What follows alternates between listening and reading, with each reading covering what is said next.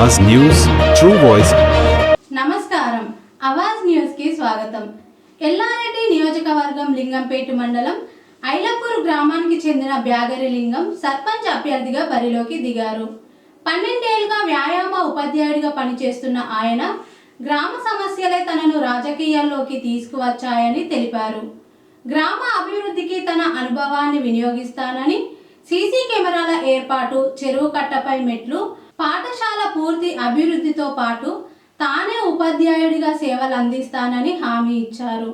ఐలపూర్ గ్రామ అభివృద్ధికి ఒక్క అవకాశం ఇవ్వాలని ఆయన ప్రజలను కోరారు.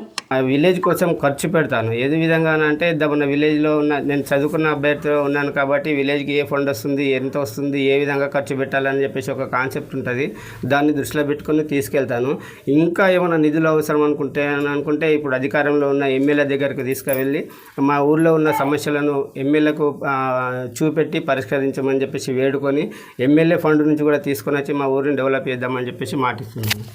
ఇదంతా జరగాలంటే మీ కింద ఉన్న వార్డ్ మెంబర్స్ కూడా వర్క్ చేయాలన్నా క్షేత్రస్థాయిలో వాళ్ళపైన నిఘా పెడతారా?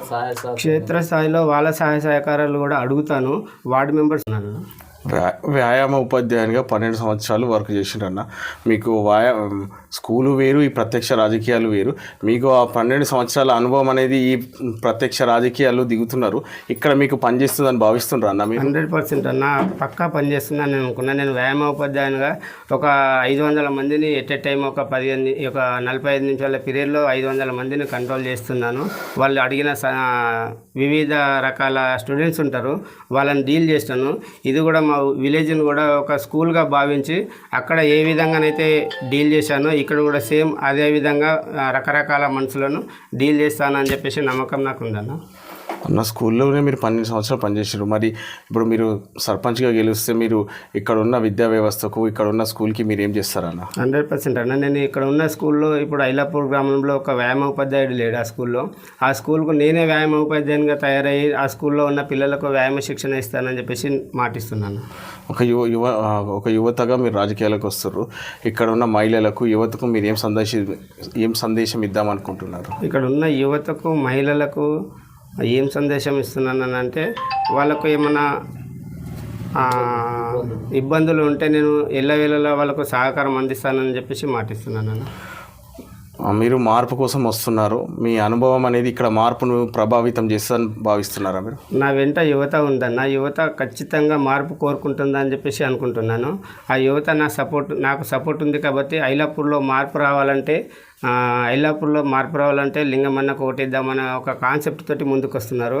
అదేవిధంగా నా వెనకాల రోజు ఒక 100 మంది పిల్లలు నా ఎంబటి ఉంటున్నారు. పిల్లలను కనుక ఆడవారు కానీ మగవారు కానీ చెప్పేసి ప్రతి ఇంటికి ఒక ఇద్దరు అని చెప్పేసి, ఇద్దరు ముగ్గురు అని చెప్పేసి కాకుండా ఇంట్లో ఉన్న ప్రతి ఒక్కళ్ళు నా వెంబట వర్క్ చేస్తున్నారు. నేను గెలుస్తాననే నమ్మకం నాకు ఉందన్న.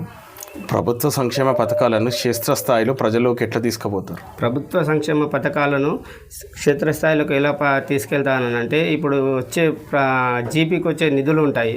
ఆ నిధులను విలేజ్ కోసం ఖర్చు పెడతాను. ఏది విధంగా అంటే మన విలేజ్లో ఉన్న నేను చదువుకున్న అభ్యర్థిలో ఉన్నాను కాబట్టి విలేజ్కి ఏ ఫండ్ వస్తుంది, ఎంత వస్తుంది, ఏ విధంగా ఖర్చు పెట్టాలని చెప్పేసి ఒక కాన్సెప్ట్ ఉంటుంది. దాన్ని దృష్టిలో పెట్టుకొని తీసుకెళ్తాను. ఇంకా ఏమైనా నిధులు అవసరం అనుకుంటే ఇప్పుడు అధికారంలో ఉన్న ఎమ్మెల్యే దగ్గరికి తీసుకువెళ్ళి మా ఊళ్ళో ఉన్న సమస్యలను ఎమ్మెల్యేకు చూపెట్టి పరిష్కరించమని చెప్పేసి వేడుకొని ఎమ్మెల్యే ఫండ్ నుంచి కూడా తీసుకొని వచ్చి మా ఊరిని డెవలప్ చేద్దామని చెప్పేసి మాటిస్తున్నాను. ఇదంతా జరగాలంటే మీ కింద ఉన్న వార్డ్ మెంబర్స్ కూడా వర్క్ చేయాలన్నా క్షేత్రస్థాయిలో వాళ్ళపైన నిఘా పెడతారా? క్షేత్రస్థాయిలో వాళ్ళ సహాయ సహకారాలు కూడా అడుగుతాను. Ward members